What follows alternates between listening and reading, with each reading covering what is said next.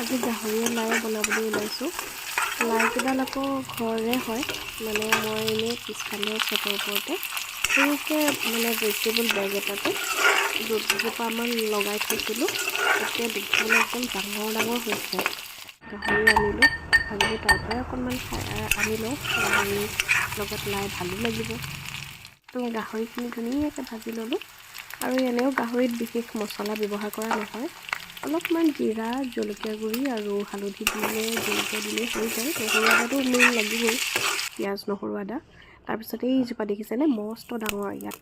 ইয়াত এইজোপা বাৰু ইমান ডাঙৰ নহয়, ইফালৰ জোপা আৰু এজোপা আছে, চাব ইমান মস্ত হৈছে। এইজোপা ইমান ডাঙৰ হৈছে। সেইজোপাৰ পৰাই এনেকৈ এসাঁজৰ কাৰণে পাত ছিঙি আনিলোঁ। পাত ছিঙি আনি ধুনীয়াকৈ ধুই পখালি, আৰু ইমানেই কোমল নহয়, কাষতে সেয়া মচন্দৰীও লগাই থৈছোঁ দেখিছেনে। এইখিনি চাওক মচন্দৰী।